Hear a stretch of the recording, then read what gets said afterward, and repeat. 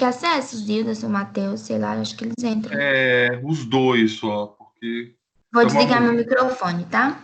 Então tá bom. Então hoje o foco da aula, eu acho que vai ser tranquilo para você, porque é identificação de funções, tá? Então tem que lembrar dentro da química orgânica, relembrar função álcool, função cetona, função aldeído, função Professor, ácido carboxílico, e dentre muitas. Oi, seu áudio tá meio falhando. fala, pode falar. Seu áudio tá Melhorou? falhando. O seu também tá. Melhorou? Sim. Olha quem chegou, só foi falar que chegou. Bom Bom dia, dia. Zilder. Bom dia, professor. Bom dia. Eu tô falando aqui, ó, só você e a Jaque Valvinho, ó, e o Matheus, porque o resto da galera tá dormindo ainda, ó. Nada, tá de férias. Pois é, ué. Mas tá bom, né? Então, olha só. O nosso foco de hoje melhorou aí, Jaque, o áudio? Falhou menos? Melhorou. Não falhou mais. Melhorou, né? Então tá. Então, olha só. O foco da aula de hoje é química orgânica, tá? Vocês vão ter essa disciplina provavelmente daqui a um ano, tá? A Jaque não, mas o Zilson vai ter. Então, a química orgânica é a química do carbono. Então, para ser orgânico, tem que ter a presença do átomo de carbono. E dentro da química orgânica, nós temos muitas funções orgânicas. O Zilderson talvez lembre dessas palavras que eu vou falar agora. Função álcool, função amina, função amida, função cetona, aldeído, ácido, nitrila, éster, éter, enol, fenol, e assim por diante. Nós temos um monte de funções orgânicas, mas um monte mesmo. Inol, lactama, lactona, anidrido, tiol, imina, enamina, reagente de Grignard, e assim por diante. Qual que é o nosso foco hoje na prática? Nosso foco é bem simples, tá? Vocês vão ver aqui no vídeo da prática uma identificação de cetonas, tá? Então, quando você vai para o laboratório, você tem reagentes que identificam as funções. E o foco de hoje é identificar a função cetona, tá? O Zilderson vai ficar um pouquinho perdido, mas eu vou explicar. Zilderson, cetona é uma função orgânica, tá? Como é que você identifica uma cetona? É quando você encontra um C dupla O entre carbonos. E esse C dupla O na química orgânica é chamado de carbonila. Então você vai entender no vídeo a presença desse C dupla O, tá? Então o C dupla O se chama carbonila, e quando esse C dupla O está entre dois carbonos, a gente chama isso de cetona, tá? A função álcool, que vocês também vão ver no vídeo, álcool é a presença do grupamento OH. Então, se você encontrar um OH ligado em um carbono, e esse carbono fazendo somente ligações simples, isso é um álcool. Você vai perceber no vídeo, tá? Só estou adiantando para vocês. Então, eu vou passar aqui o vídeo. O vídeo é mais curto, tem 50 minutos só, mas não precisa a gente ver tudo não, porque tem muita coisa que eu vou falar aqui para vocês. Então, peraí, deixa eu projetar o vídeo aqui. Vamos lá.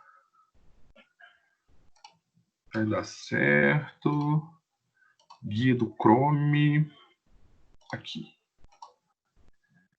Aí. Vou aumentar aqui o som para vocês.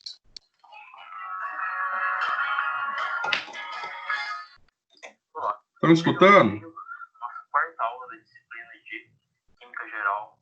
Sim, baixo, mas dá para ouvir. Falando um pouquinho sobre algumas funções que são relacionadas à química orgânica. Então, o tema da nossa aula vai ser Química Orgânica, Fundamentos e Grupos Funcionais. Então, vamos falar um pouco sobre aldeídos, cetonas, ácidos carboxílicos e derivados.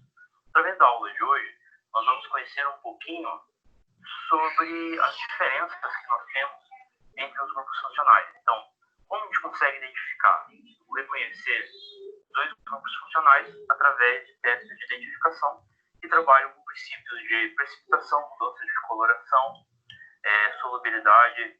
Nós vamos usar, então, algumas propriedades físicas da matéria para verificar, então, a identificação de grupos funcionais e funções oxigenadas.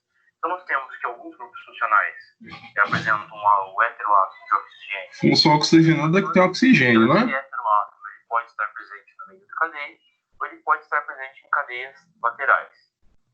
No caso dos aldeídos e das cetonas, o heteroátomo, o oxigênio, ele se encontra nas cadeias laterais, sendo que no aldeído esquece o aldeído. A carbonila se encontra na extremidade da cadeia e na cetona ela se encontra no meio da cadeia. Só que daí nós temos uma diferença de nomenclatura. Quando ela se encontra no meio, nós chamamos realmente de carbonila, e quando ela se encontra nas extremidades, nós podemos chamar de alkoxila. Então nós temos aí algumas definições que estão relacionadas com a nomenclatura dessas funções orgânicas. Entretanto, eles apresentam semelhanças estruturais. E nós vamos identificar esses compostos orgânicos, esses grupos funcionais, diferenciando de outras funções oxigenadas, como, por exemplo, os álcoois. Então, o álcool é um composto químico que apresenta em sua cadeia lateral um grupamento hidroxila, que é o OH. Então, com essa diferenciação, nós conseguimos verificar a presença ou não desses compostos. Então, para a gente verificar o que nós vamos trabalhar nessa aula, vamos conhecer um pouquinho do contexto. Inicialmente, nós vamos trabalhar com experimentos que estão relacionados com a química geral, sendo que nesse ponto nós vamos trabalhar com fundamentos de química orgânica, com grupos funcionais. O foco é o segundo item. Da química orgânica. Nesse ponto, nós precisamos ser capazes de compreender as principais funções carboniladas. Então, nós temos a função aldeído e cetona. Esquece o aldeído, o foco é na cetona. Deve saber sobre a sua estrutura química, a sua estrutura espacial, qual que é a característica que vai define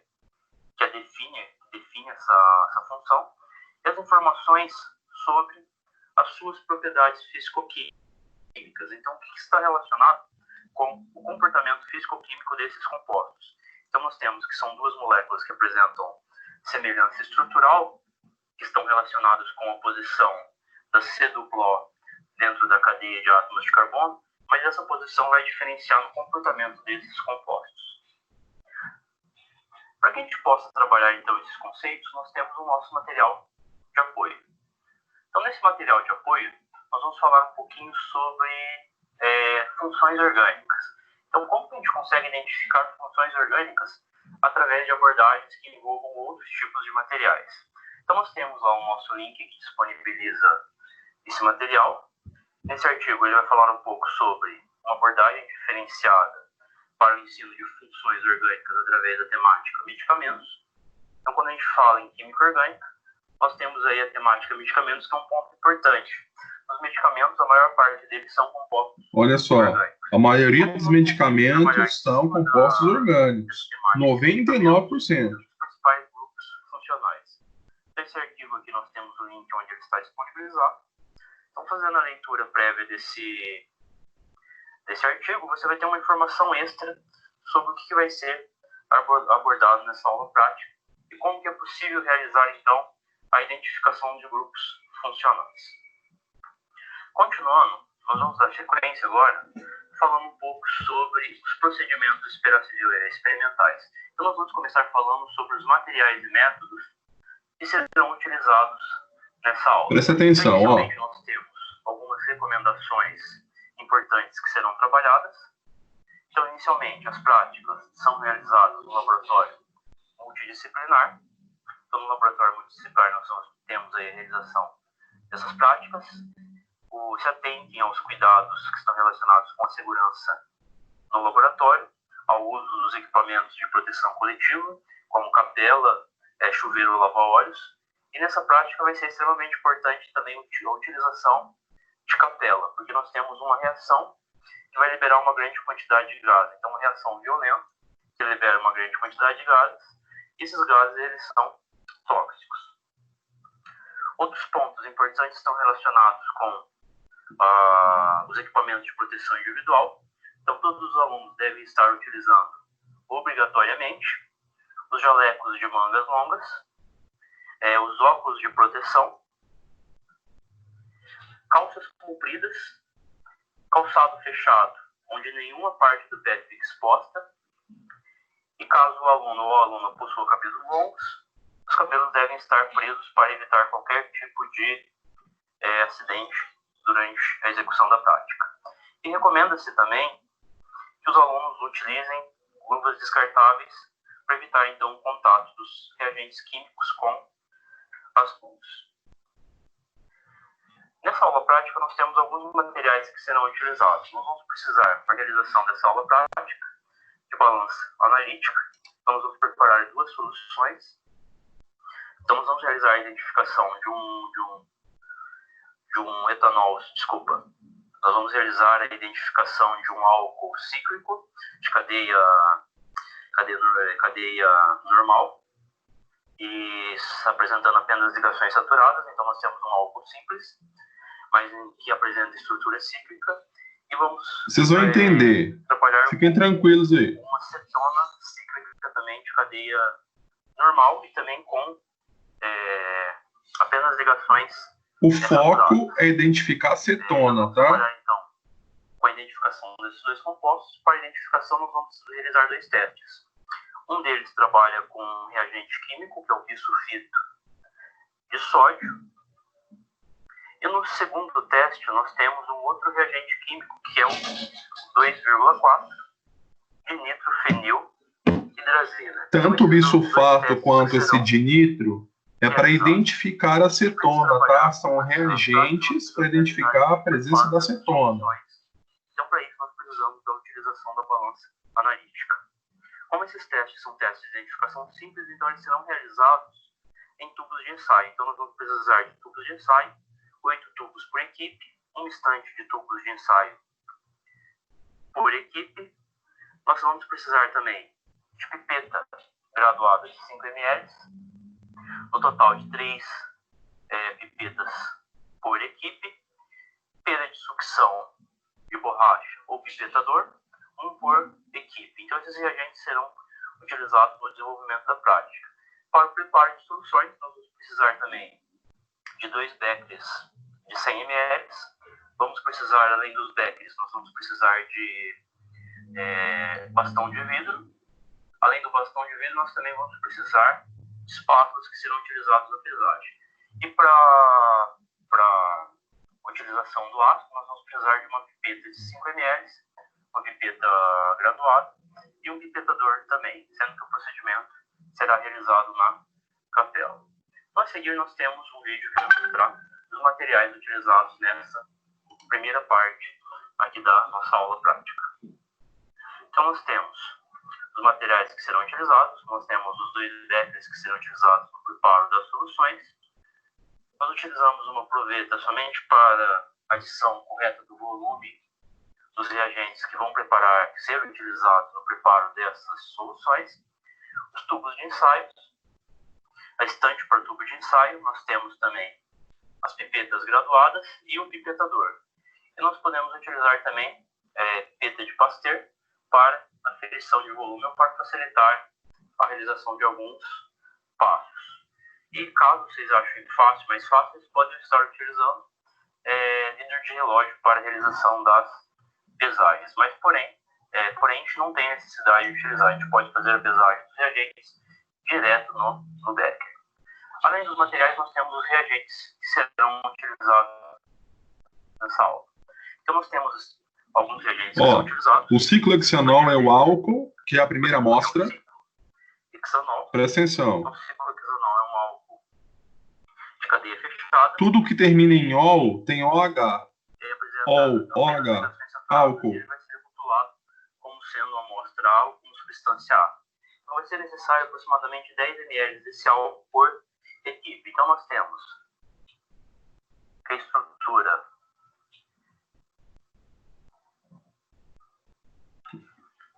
do ciclohexanol.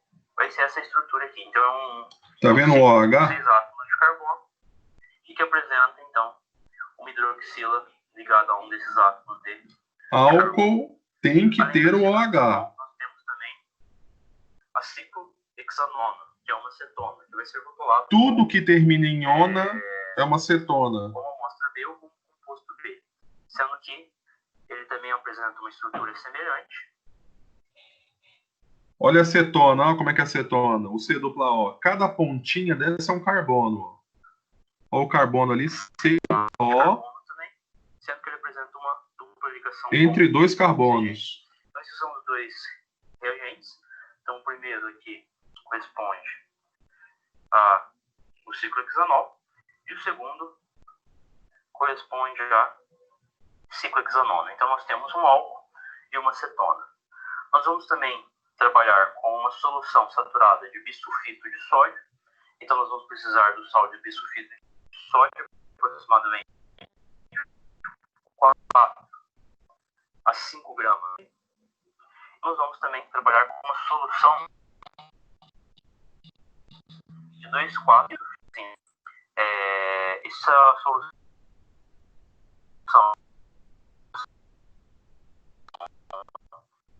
é uma solução realizada no preparo dessa reação com ácido sulfúrico. Ele vai liberar uma grande quantidade de vapor. Esse vapor ele pode ser tóxico. Então a gente tem que tomar um cuidado no preparo dessa solução. E nós vamos utilizar aproximadamente 1 a 2 gramas por equipe desse composto. Nós vamos precisar também de ácido sulfúrico concentrado, ácido sulfúrico fumegante, e vai ser utilizado no preparo da solução de E2,4 de nitrofenilhidrazina. Então nós vamos precisar de 5 ml por equipe para o preparo dessa solução. E também será necessário água destilada, aproximadamente 100 ml por equipe para a realização da prática. Então, a seguir, nós temos um vídeo que ele vai apresentar, então, os reagentes que serão utilizados nessa aula prática. Então, nós temos os dois compostos, o ciclohexanol e o ciclohexanona, que estão nos béqueres, já separados, o bisulfito de sódio, e nós temos também o 2,4 de nitrofenilhidrazina. Fora esses compostos, nós temos também o ácido sulfúrico, O bisulfito e a de nitro então, essa solução é para identificar a presença da acetona, tá? É um teste qualitativo. Um pouco sobre os materiais e os reagentes utilizados nessa aula, vamos conhecer um pouquinho sobre o preparo de soluções. Então, agora nós vamos falar um pouquinho sobre o preparo da solução saturada de bisulfito de sódio, e nós vamos falar também sobre o preparo da solução de 2,4 de nitrofenilhidrazina. Então, começando pela solução saturada de bisulfito de sódio. Antes de a gente iniciar o preparo dessa solução, nós temos que tomar cuidado aí com algumas informações importantes sobre o bisulfito de sódio. Então, as soluções elas podem ser soluções normais, onde tem uma concentração onde está longe, distante da saturação desse composto. Nós temos as soluções que são chamadas soluções saturadas, onde nós temos que essa solução saturada ela apresenta uma concentração do sal próximo ao seu ponto de saturação, que corresponde à solubilidade desse composto. Nós temos também as soluções que são supersaturadas. Gente, isso aí não influencia muito, não. O foco é você ver a análise, tá? Como é feito. A solubilidade do sal no meio. Entretanto, nós alteramos algum parâmetro para que essa solução se torne, pelo menos, estável por um tempo. Como, por exemplo, o aumento da temperatura durante o seu preparo. Então, nós temos os 3 tipos de soluções. Uma solução normal, que apresenta uma concentração abaixo da solubilidade do composto. No meio, nós temos a solução saturada, que ela vai ser preparada próximo ao ponto de saturação, que é a solubilidade máxima do composto nesse veículo. E, por fim, nós temos aí as soluções supersaturadas. Nós vamos preparar, então, uma solução saturada de bisulfito. Para a gente preparar uma solução saturada, nós precisamos saber qual que é a solubilidade máxima desse composto. Então, nós temos que o bisulfito de sódio é um sal, e essa solução ela vai ser preparada em meio aquoso. Então, nós temos o preparo dessa solução em água. E a solubilidade do bisulfito de sódio corresponde a 42 gramas do composto por 100 ml de água. Então, a solubilidade máxima que eu consigo, 42 gramas em 100 ml de água. Entretanto, 100 ml de água para a gente realizar os testes é uma quantidade muito grande de solução. Então, nós vamos preparar em torno de 10 ml de solução para a realização dos testes. Então, nós vamos pesar aproximadamente 4 gramas de bisulfito de sódio. Inicialmente, nós pesamos as 4 gramas em um becker de 100 ml, 150 ml. Em seguida, nós vamos dissolver essas 4 gramas em aproximadamente 10 ml de água destiladas diretamente no becker com o auxílio de um bastão de vidro. Detalhes importantes é que a gente pode utilizar então uma proveta para... Ele só fez uma proporção, tá? Pra... É 42 gramas para 100, para 10 é 4,2. É uma proporção. Aí por isso que está falando aproximadamente 4 gramas. Pode ser feito esse preparo em um becker. Entretanto, nós não podemos colocar uma quantidade muito grande de líquido, porque senão nós não temos a saturação, e sem a saturação nós não vamos conseguir observar o resultado final do teste. E nós precisamos dissolver completamente o sal nesse meio. Então nós temos que a solubilidade máxima é 42 gramas em 100 ml, nós vamos dissolver 4 gramas em 10 ml. Então, para dissolver completamente o sal, ele vai dar um pouquinho mais de trabalho, porque nós estamos trabalhando com a saturação do sal. Então, o auxílio do bastão de vidro para a agitação dessa solução, ele vai facilitar a solubilização completa do sal.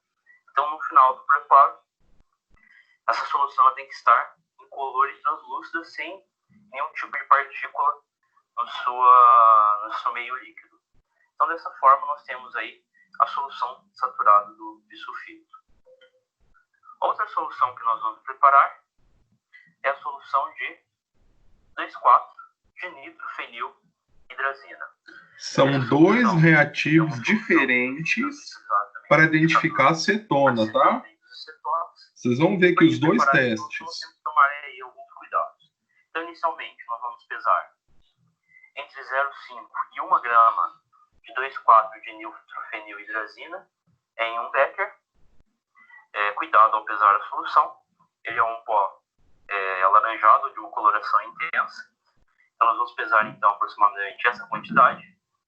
E esse composto ele reage facilmente com aldeídos que se encontram no ambiente. Então, por exemplo, se deixar um frasco de aldeído de cetona aberto no ambiente, a 2,4-dinitrofenilhidrazina na forma de composto sólido vai estar reagindo com esses vapores desses compostos. Então, nós vamos pesar essa quantidade com cuidado para evitar também as contaminações. Em seguida, nós vamos realizar o procedimento em capela, onde nós vamos adicionar 5 ml de ácido sulfúrico concentrado nessa 2,4-dinitrofenilhidrazina. Antes da gente adicionar os 5 ml de ácido sulfúrico, nós vamos adicionar ali um pouquinho de água, aproximadamente 5 ml de água. Lembrando que nós não podemos jogar água sobre o ácido, sim ácido sobre a água. Então, desse modo, nós adicionamos o sal. Em seguida, nós colocamos aproximadamente 5 ml de água e adicionamos aí os 5 ml de ácido sulfúrico concentrado. Nós vamos, então, homogeneizar a solução e, em seguida, adicionar aí mais aproximadamente aí 15 ml de água destilada, que vai dar um volume total de 25 ml de solução. Então, essas são as formas de preparo dessas duas soluções. A seguir, nós temos um vídeo que vai mostrar como que é realizado esses procedimentos. O foco é esse aqui, ó. Então, inicialmente, nós vamos pesar as quantidades dos sais.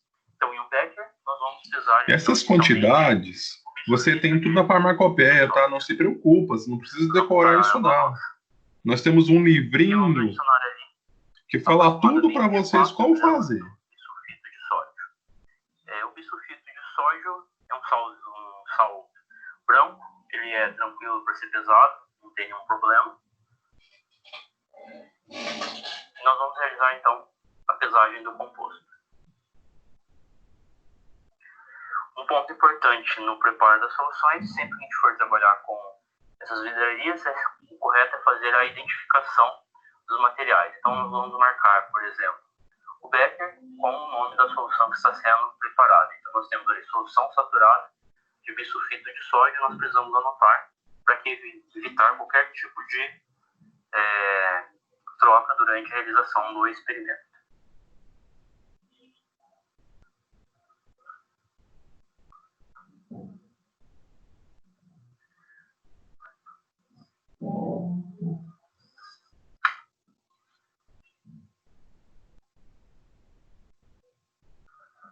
A quantidade de solução, ela não precisa ser exata, então não pode ser um valor aproximado.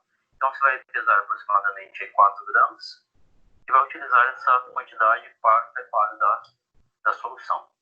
Entretanto, a gente não pode passar da saturação da substância, porque nesse caso a gente não vai conseguir dissolver o sal completamente. Então, após a pesagem do bisulfito, nós partimos para a pesagem da 2,4 de nitrofenilhidrazina.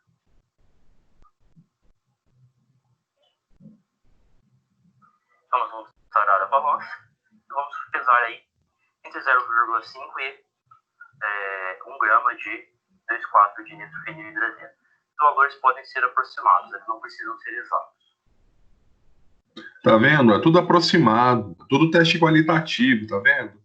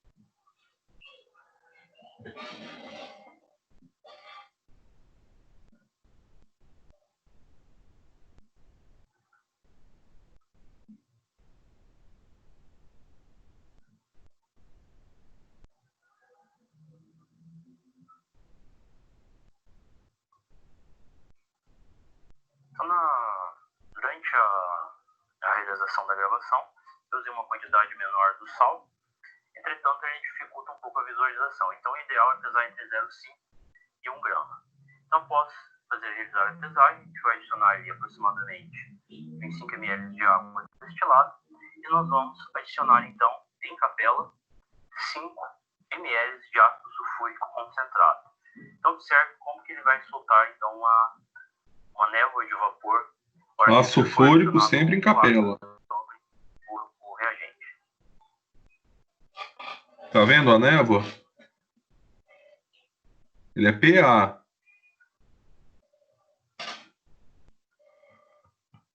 Esses procedimentos, todos têm na farmacopeia de como fazer. Se não tiver na farmacopeia, nós temos um livrozinho padrão com todas essas informações, tá? Que é o nosso handbook de análise qualitativa. Aproximadamente 25 ml de solução.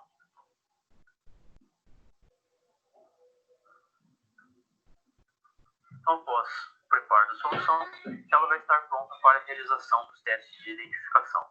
Em seguida, a gente vai fazer, então, a dissolução do bisulfito de sódio. Então, nós vamos aí adicionar aproximadamente 10 ml de água destilada e vamos dissolver por completo o bisulfito de sódio.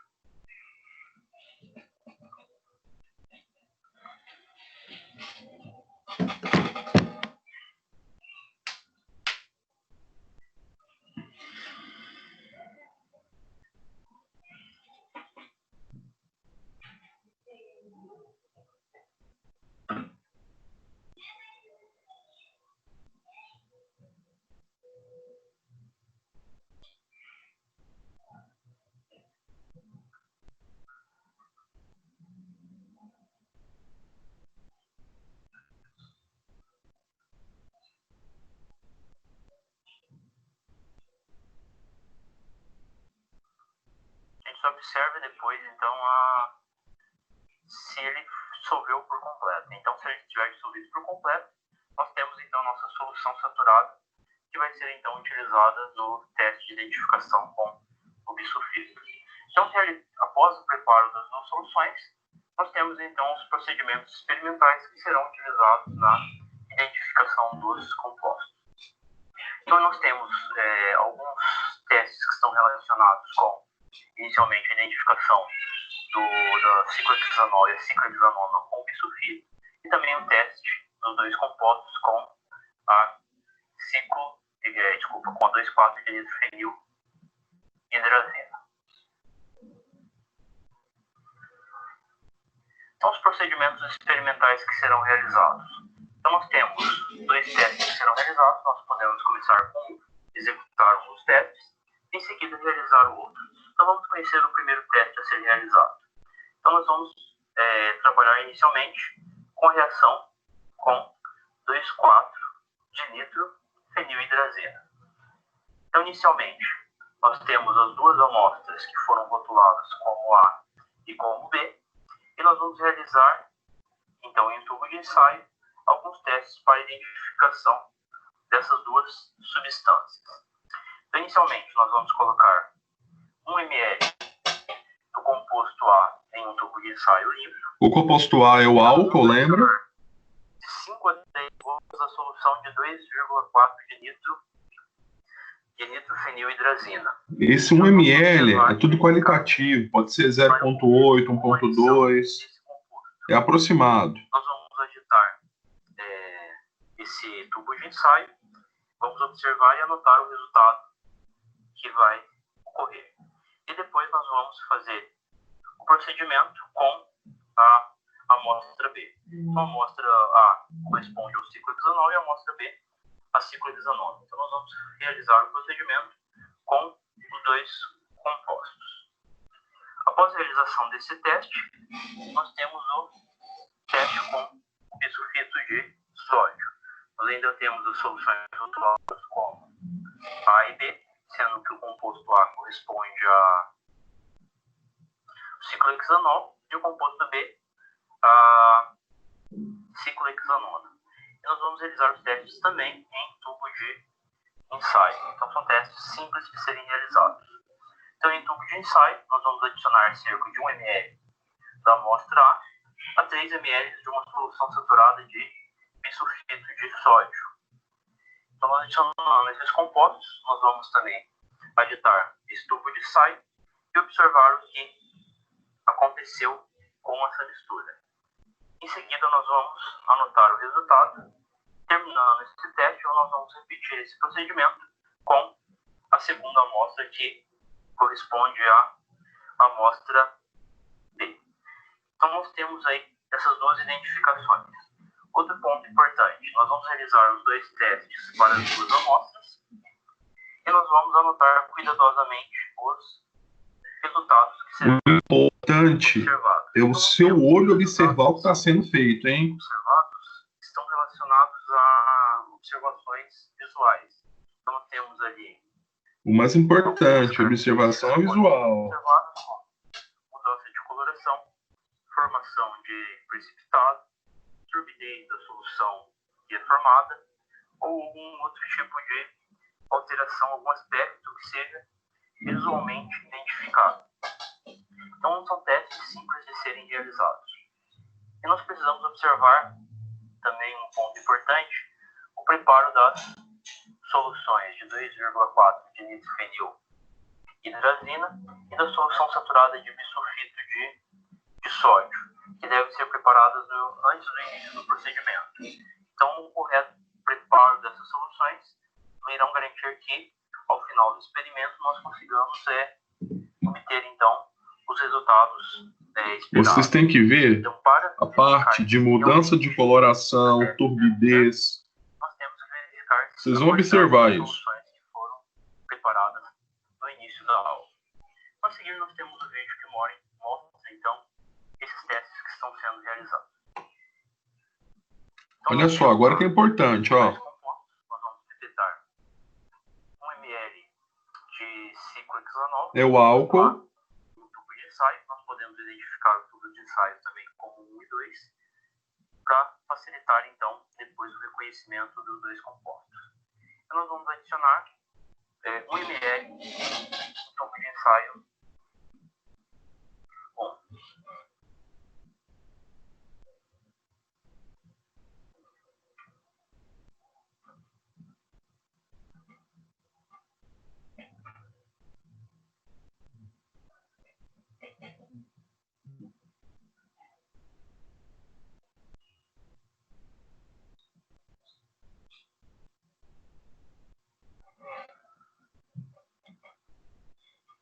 Em seguida, nós vamos adicionar aí 5 a 10 gotas de 2,4 de nitrofenilhidrazina com auxílio de uma pipeta de Pasteur. Isso no álcool, hein? Coisa que contém, então, o álcool. E vamos agitar, então, esse tubo e observar o que acontece com a solução, com a mistura.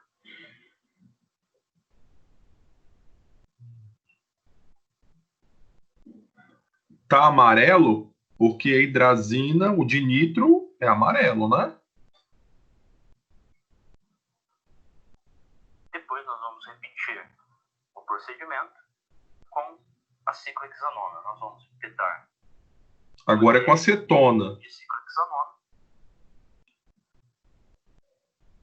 e vamos transferir para o tubo 2.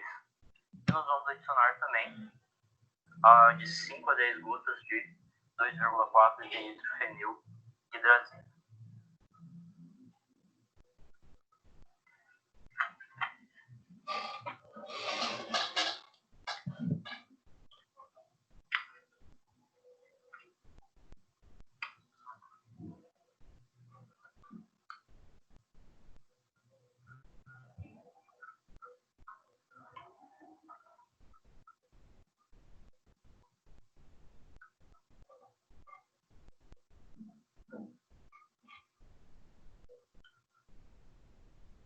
Presta atenção, ó. Eu já vi diferença, ó. Então, após a adição, Olha lá, nós no vamos fundo do agitar tubo. esse tubo e observar, então, o que aconteceu com esta mistura, com essa solução. E ao final nós podemos colocar os dois tubos um do lado do outro e observar Tá então, vendo? o que aconteceu Olha, eu vou te explicar, ó. entre esses dois experimentos. Então nós temos o tubo 1, que corresponde ao ciclo. Olha a formação de um precipitado lá no fundo, tá vendo? Precipitou. Eu já ia te Tem um pozinho perguntar. branco. É, ó, tá vendo? Tem um pozinho branco lá no fundo. Esse pozinho, ele dá positivo para a presença da acetona, quando você utiliza a hidrazina. No álcool não aconteceu nada, tá vendo? Então isso aqui é um teste qualitativo. Agora presta atenção no outro, ó. Esse é mais difícil de ver, a hidrazina é mais fácil.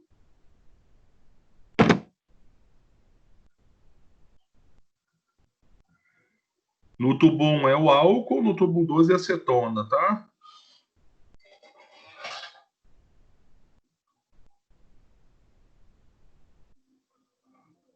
E em seguida nós vamos adicionar então 3 ml da solução saturada de bisulfito de sódio nesse mesmo tubo 1. E vamos observar o que vai estar acontecendo. Nós vamos agitar o tubo de ensaio e observar o que está acontecendo.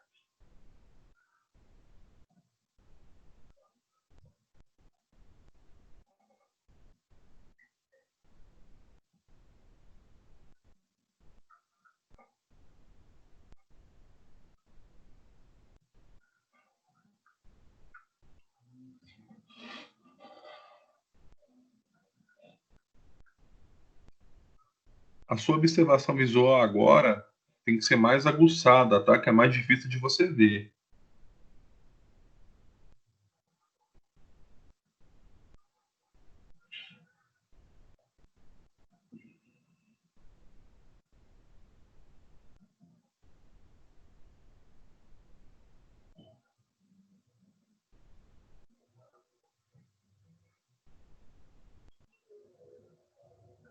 Primeiro foi no álcool, tá vendo? Aparentemente não tem nada de diferente. Ó, nada de diferente. Então, o que está acontecendo com essa solução? Nada. Mesma coisa. Após realizar, então, esse teste com o composto 1, que é o ciclohexanol, nós partimos para o teste com a ciclohexanona no tubo 2.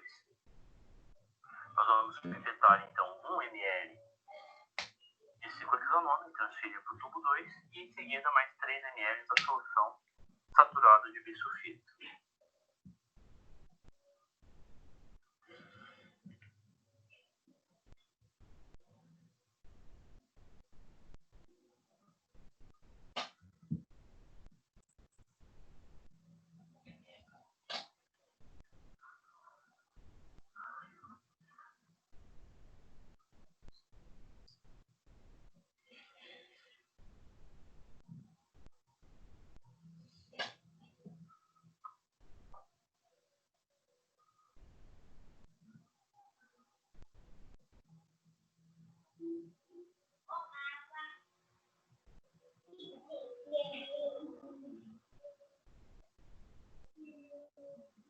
Agora presta atenção, ó. Presta atenção na turbidez. A cor vai ficar um pouquinho mais fosca, mais leitosa.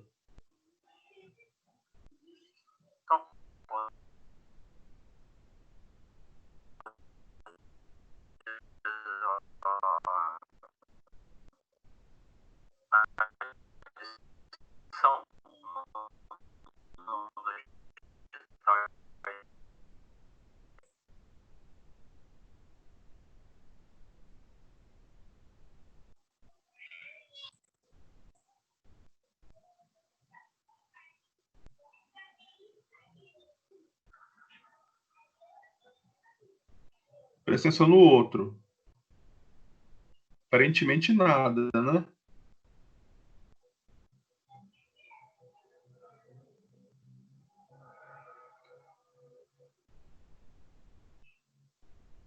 Agora o 2 está aqui, ó, ele trocou de mão, tá vendo? O 2 é o primeiro tubo. Tá mais turvo, tá vendo? Vocês viram? Ó, o primeiro tubo é acetona. Tá mais turvo, tá mais leitoso.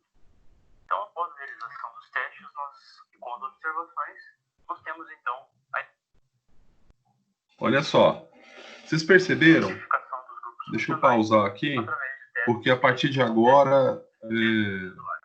Deixa eu pausar, peraí. Então, os materiais e os Só um preparos, minutinho. soluções e roteiros, vocês podem estar realizando na prática, tirando as suas observações. Deixa eu só pausar em aqui. relação àquilo que está sendo realizado. Vou sair que é melhor. Olha só. Vocês perceberam?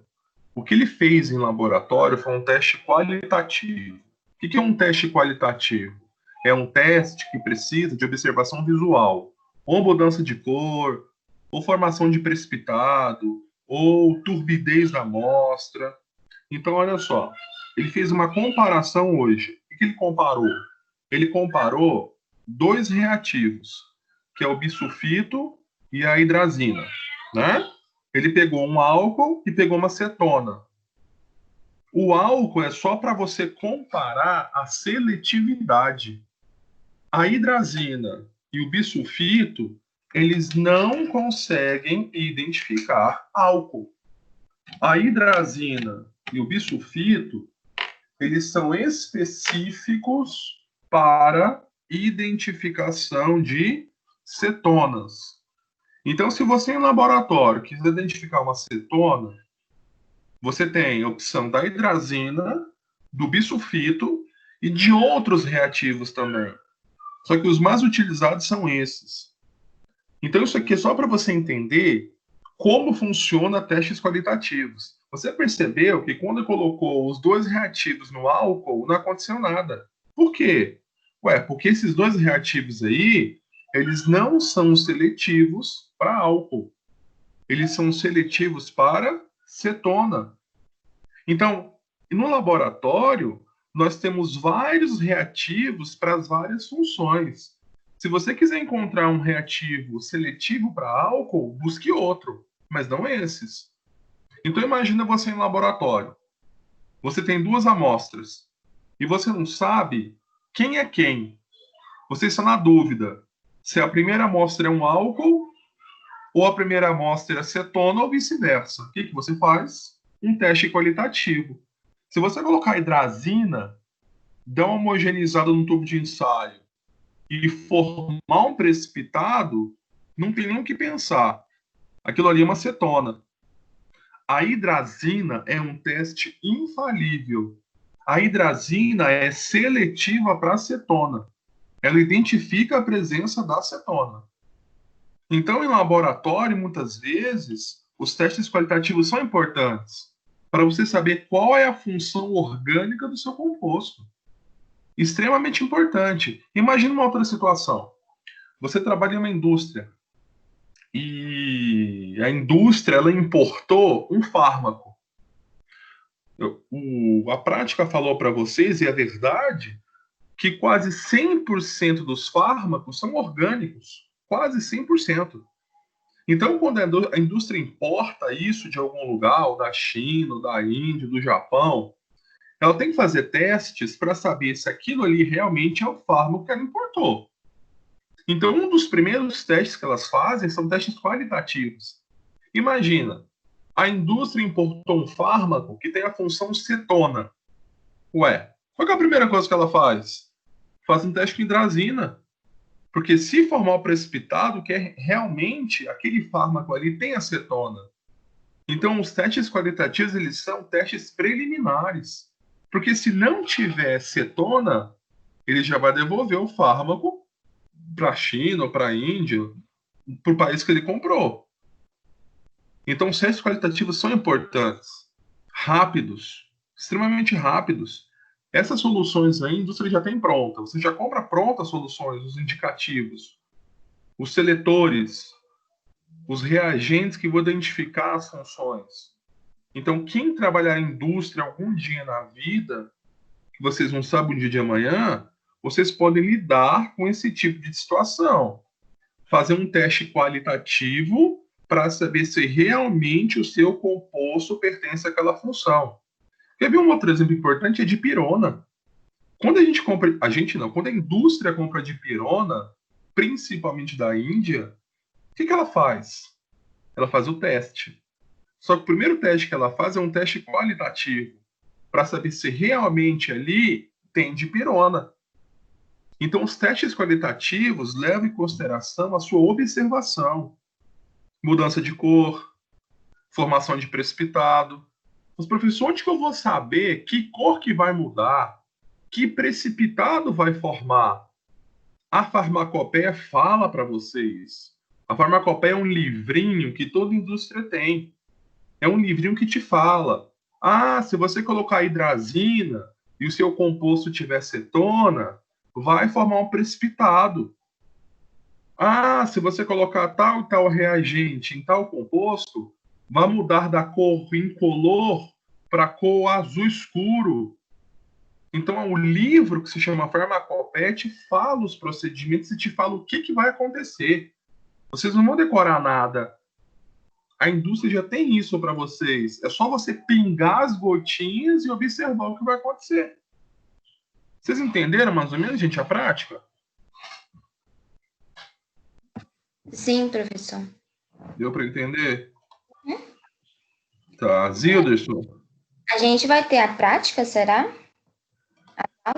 Não, a gente está repondo as práticas de forma remota. Mas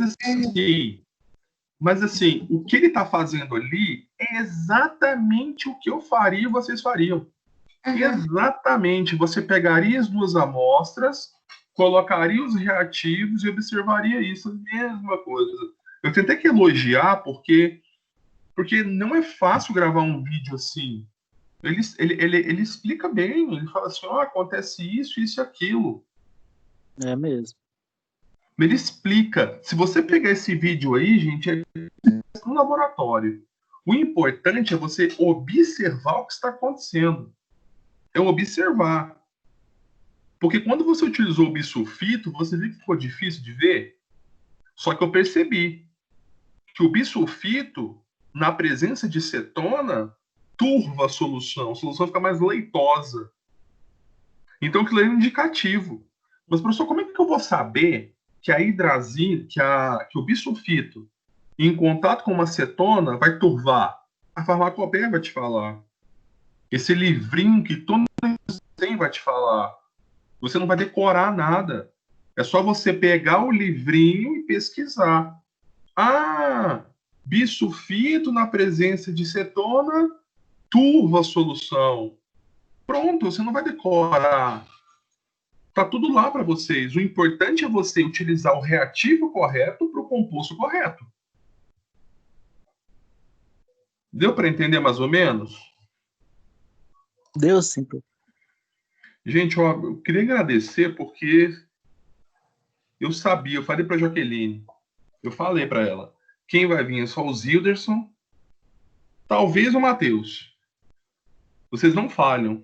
E eu fico feliz por isso, porque mesmo tendo as notas já de segunda VA, você sempre vem à aula. Então, eu fico super feliz com vocês. Né? Eu queria agradecer a presença de vocês. Qualquer dúvida, estou à disposição. Na quarta-feira a gente faz a vista de prova. Zilda, oi, fala. Eu consegui abrir a prova, sabe, no e-mail que o senhor mandou? A gente sei. aperta aqui embaixo, aí vai direto para a prova. Conseguiu? Não sabia disso, não. Tava fuçando aqui, aí já tô vendo a prova aqui já. Agora falhou. Agora você ficou... Eu consegui entrar na minha prova. Ah, entendi. Ô, Zilda, a sua nota... Entendi. A sua nota, Zilda, isso não é aquela lá, não, tá? É porque eu vou reenviar a sua nota. Sabe por quê? Não, eu vou reenviar a sua nota, porque a nota do AVA tá diferente, porque eu não coloquei aqui o seu e-mail acho que é da sua esposa, Miriam Ribeiro, tá aqui. Isso. Quanto você tirou no AVA? Foi? Lá tá 3.300 e pouco. Foi. É porque... Aí chegou no e-mail aqui 2.000 e pouco. Da segunda VA. Mas eu vou te explicar o porquê. É porque eu não liberei para vocês a parte dissertativa do balanceamento, entendeu? Então esse 2.250... Hã? Ah, sim, pode falar. Deixa eu ver aqui. Quanto foi sua nota? Certinho, só para eu ver. 2.200. Você consegue entrar no AVA? Não, Não, lá no AVA. Lá no AVA. Não, lá no AVA tá falando, foi 3.000. Deixa eu ver aqui, se é certinho, peraí. Vou ver aqui só. Tá 3.000, aí como foi 360 na primeira VA, tá 3.360. Peraí, isso, peraí, deixa eu só ver aqui certinho. É porque sua nota tá maior no AVA, porque eu não coloquei para você aqui a pontuação da dissertativa, entendeu? Ah, tá. Sua nota da prova tá menor que a do AVA, porque só tá contando as objetivas. Deixa eu ver aqui sua nota certinho. O senhor mandou no e-mail 2.250. Foi. Só que esse 2.250 é só das questões objetivas. Só que lembra que você fez 4 questões dissertativas de balanceamento? Acho que eu acertei as 4. Deixa eu ver aqui sua nota certinho. Peraí. Eu não coloquei a pontuação da dissertativa, entendeu? Só no AVA que tá certo. Peraí. 3.000. O que eu fiz aqui? Deixa eu ver. Quantas de balanceamento você acertou? 2 de balanceamento. Só 2? 2. Deixa eu ver aqui. Peraí. Deixa eu acessar aqui a prova. Aqui, ó. Peraí.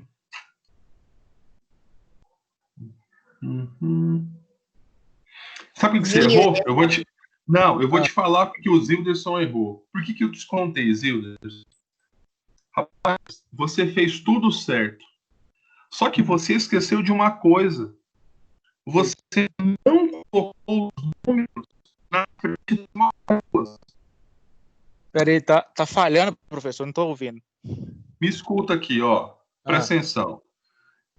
O que você fez aqui no passo a passo? Você colocou assim, ó, C igual a 8, C igual a 1, parênteses 8. Tá tudo certo. Só que você errou uma coisa, você não colocou os números na frente das moléculas.